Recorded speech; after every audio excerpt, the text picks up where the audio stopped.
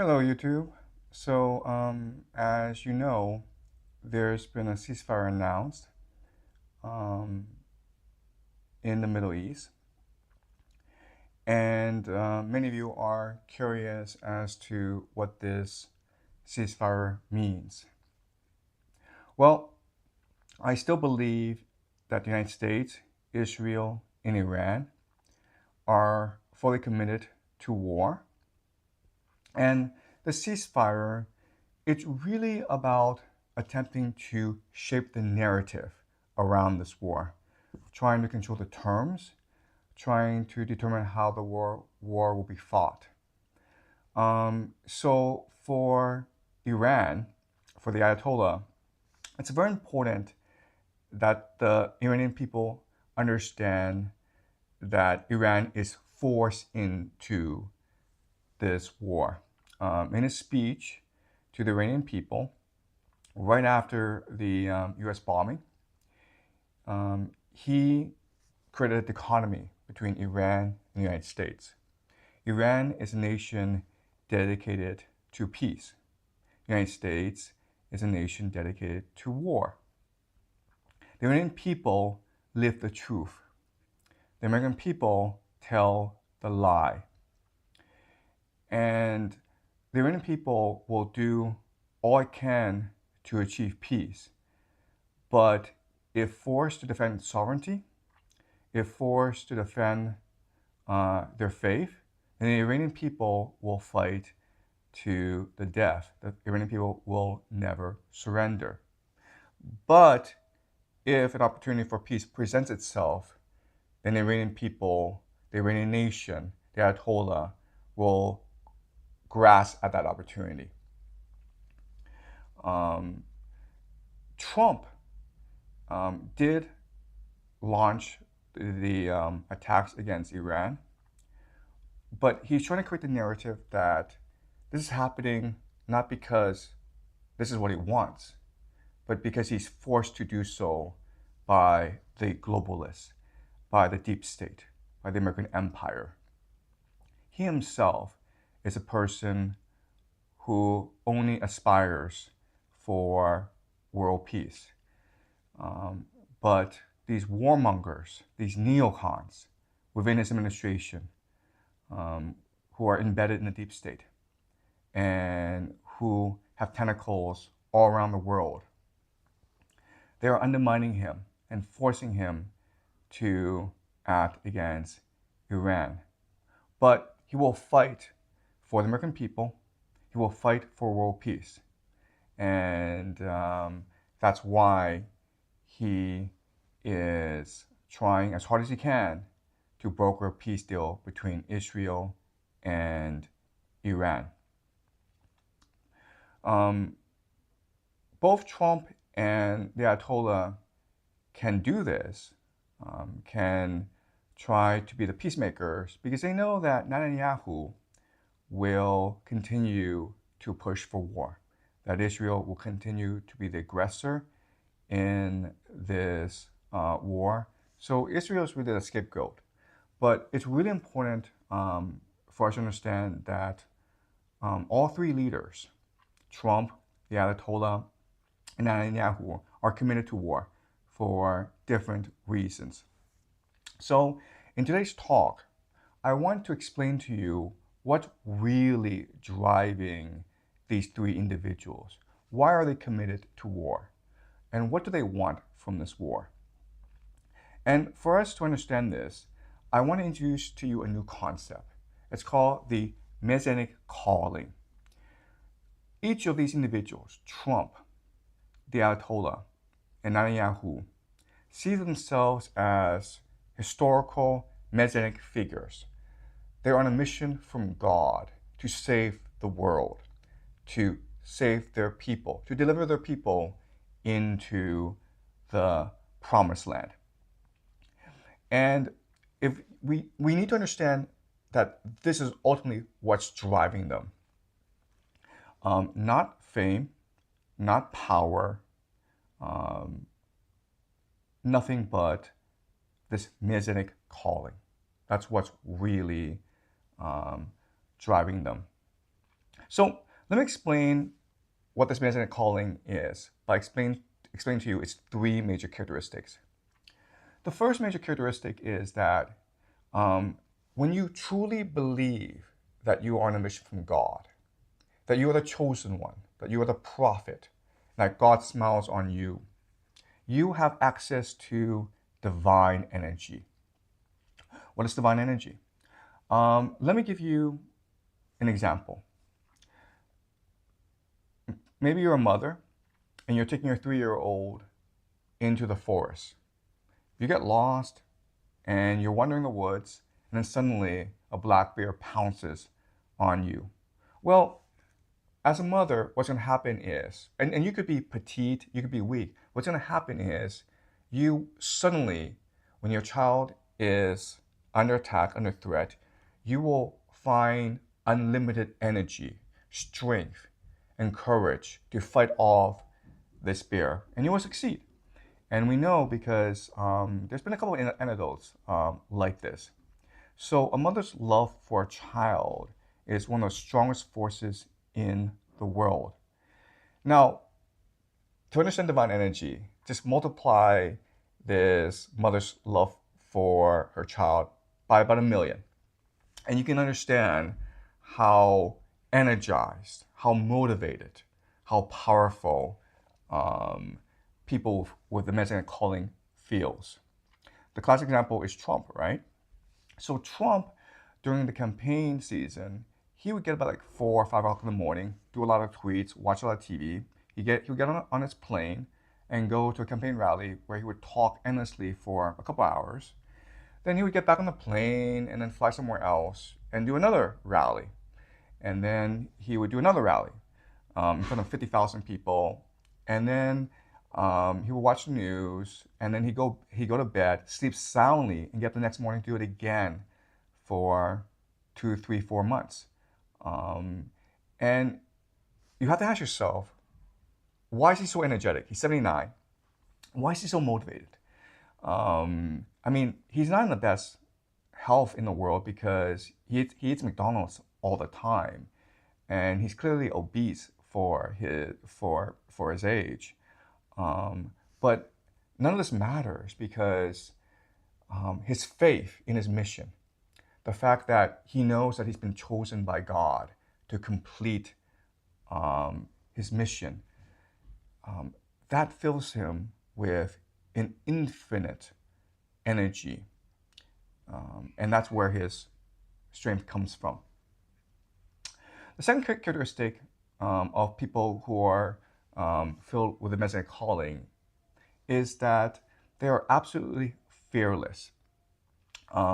They know that because God has chosen them, God will protect them.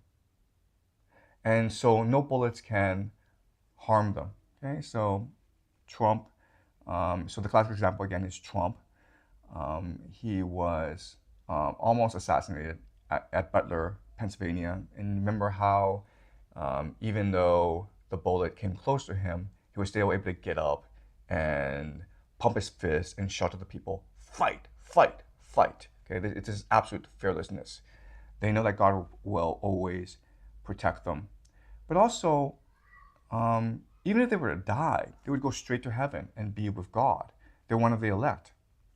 And then finally, their bodies no longer matter. Their bodies are just vessels for this divine energy to be transplanted on earth. When they die, when this vessel breaks and it fills the followers with divine energy as well, they become martyrs, and their followers will complete the mission on their behalf. So they've transcended death. They've transcended this material world. They are now ideas. They are now faith. They're now inspiration for their followers. And so therefore they are immortal, they're eternal, and they're invincible. The third characteristic of people with Messianic calling is the persecution complex. The idea is, how do you know that you are one of the elect? How do you know that God has chosen you? It's because society, the world, everyone around you persecutes you, right? So again, the classic example is Trump. Trump survived 2 impeachments. In his first term, the deep state filled his cabinet, John Bolton, Mike Pompeo, Nikki Haley. Everyone was part of the deep state, and they undermined him. In fact, you had generals brag about how they intentionally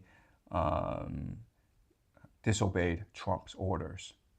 In fact, you had one general, Mark Milley, who told the Chinese government, don't listen to Trump. He's not really in charge. If you have any issues, call us directly. Okay, so they were undermining him. The media every day was lambasting him, cursing him. The whole world was cursing him or laughing at him, right? The European elite was laughing at him.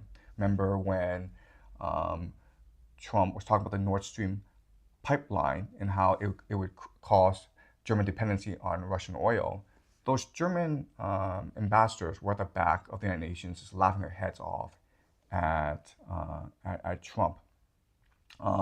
After he left office, Trump had to survive lawfare, right? They raided his home at Mar-a-Lago. They tried to bankrupt him. They tried to throw him in prison for extremely spurious offenses. So Trump feels he's persecuted, but that's good for him. That energizes him because it makes him feel that God is testing him. God wants to know, do you truly believe in your mission? Are you truly committed to your mission?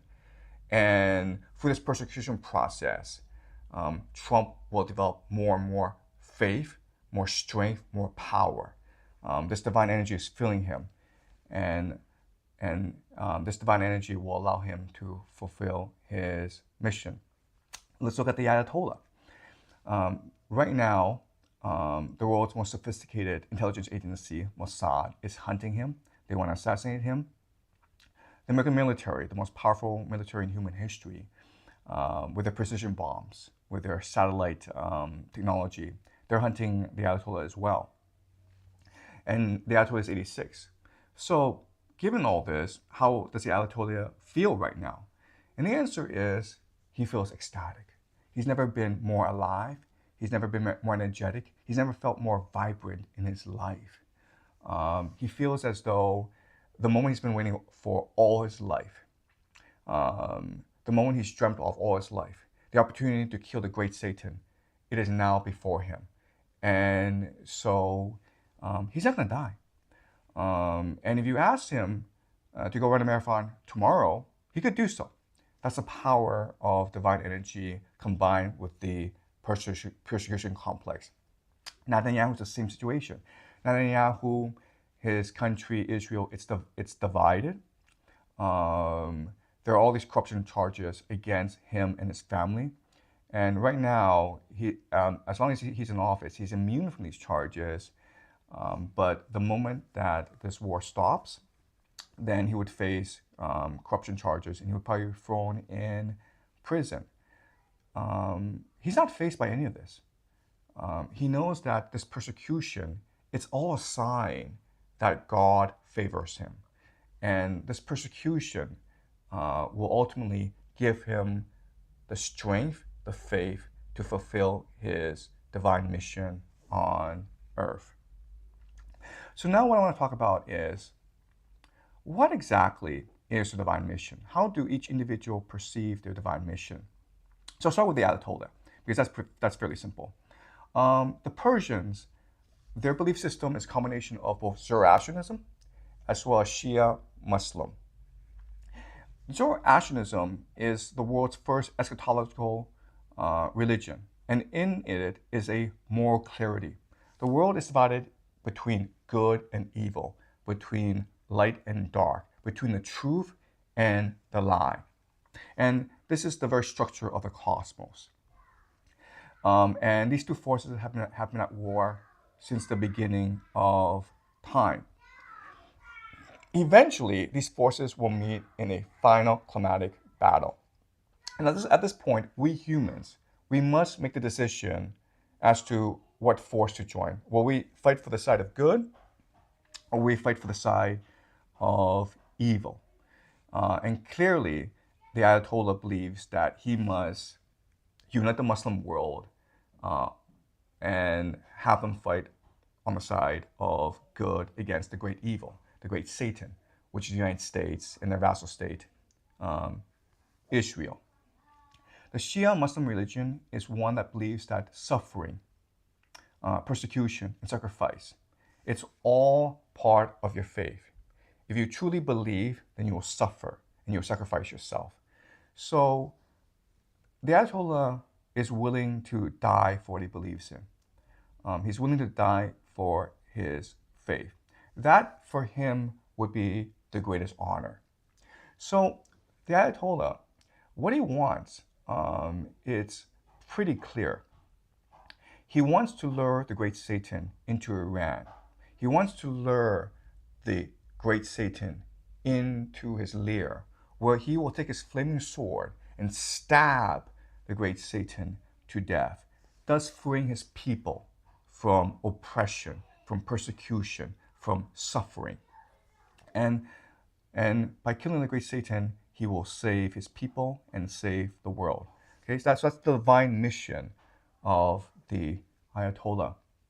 Donald Trump, what is his divine mission? Well, he wants to make America great again. So why is America not great? The reason why is, for the past 100 years, America has been co-opted by the globalists. And America has been forced to engage in these forever wars in the Middle East that has killed thousands of good American soldiers. And this was done at the behest of the globalists. These globalists have also forced open American borders and let in millions and millions of illegal immigrants in order to corrupt America, in order to destroy civil society in America. These globalists also have, in the school curriculum, infested the teachings of young children with multiculturalism, with woke politics, with DEI, diversity, inclusion, equity, these ideas. So these ideas, globalism, liberalism, and multiculturalism, are cancers on the body of the American Republic. And you can't negotiate with cancers. You can't wait for cancers to die out. You must purge these cancers from the body of the American Republic with blood and fire. So the divine mission for Trump is to destroy the American empire by embroiling it into an unwinnable war against Iran. But not only that, but to compel the American people to rise up against their globalist oppressors and overthrow them, to remove America from the world and to achieve its manifest destiny, which is basically control over North America, which is the promised land, which is what God promised to the Americans. And once America recognized that it should not interfere in global affairs, Europe, Asia, Africa, who cares? They're hopeless. Once America is able to restore its Republican soul and spirit, then America will be great again. And Donald Trump, his mission is to lead the American people in the revolution against the global elite and to restore the American Republic. Okay, that's Donald Trump. Then you have Benjamin Netanyahu. For Benjamin Netanyahu, like many Israelis, they believe that the golden age of the Jewish people was the kingdom of David, which occurred about 3,000 years ago. That was when Israel, the nation, was free, independent, unified, and supreme in the Middle East. It was a time of peace and prosperity for the world. But after the kingdom of David collapsed, Israel has been attacked by its neighbors and has been dismembered and has become a vassal state. First, the Assyrians and Babylonians came to dismember Israel. Then Israel became a vassal state to the Persians. Then after the Persians came the Ptolemies of Egypt. And after that were the Seleucid Empire. The Jews were able to rebel against the Seleucid Empire and establish the reign of the Maccabees. But that didn't last very long because the Romans came right after that. And the Romans were brutal. The Romans killed many Jews, and they exiled the Jews from Jerusalem, their place of worship, and they destroyed the Second Temple. So the Romans were extremely brutal. In the 7th century, the Islamic Caliphate restored the Jews to Jerusalem, but they were still not masters of their own land. So the entire project of Israel is to return to the glory days of the kingdom of David. And now is a historical opportunity to achieve that. The only opposition against reestablishing the kingdom of David is Iran and the United States. And if both can be destroyed in a cataclysmic war, then you will have the restoration of the kingdom of David. Israel will be a unified nation again. All Jews can now return to Israel, and Israel can be the light of all nations, which is what the nation aspires to. Of course, this raises a really interesting question. For the Empire of Israel to be born, the Empire of America needs to be destroyed. So why would America just sit back and let this happen? Why would the global elite allow for Israel to become dominant in the Middle East? Remember, the center of global trade is the Middle East. Most of the world's oil is in the Middle East. Well, I think Israel will achieve its ambition. And the reason why is there are certain elements of the American empire, there are certain elements of the global elite that want the kingdom of David to be restored. They want the American empire to be destroyed and to leave the Middle East. They want to help Netanyahu achieve his Messianic calling. These elements are what we can loosely call Christian Zionists. They believe that for Jesus to return, the nation of Israel has to be reconstituted. They have to rebuild their temple, and they have to call back all the Jews from around the world. And there has to be a final battle between Israel and the world. And they believe that it is their Messianic calling to make this prophecy happen. And you hear this and you think this is all really silly. But let me tell you two things. The first thing is this plan, this prophecy, has been in place for centuries. This Christian Zionist project has been around ever since the Protestant Reformation. And these people have been patiently planning and waiting for today. That's the first thing. The second thing you need to know is there's a man who actually conceived this Christian Zionist project, who built the intellectual foundations for Christian Zionism. And this man, you know his name, but you may not really know who he is. His name is Isaac Newton. And you know that, yeah, he is the founder of calculus, and he conceived the foundations for classical mechanics in physics. But you don't know who the real historical Isaac Newton is. The real historical Isaac Newton saw himself as a prophet with a Messianic calling to understand the mind of God and to prepare for the return of Jesus. And as you probably know, Isaac Newton was a very, very smart man. So in my next video, I'm going to talk about the real historical Isaac Newton and what his plan is. Because once you understand all this, then what's happening in the Middle East makes a lot more sense.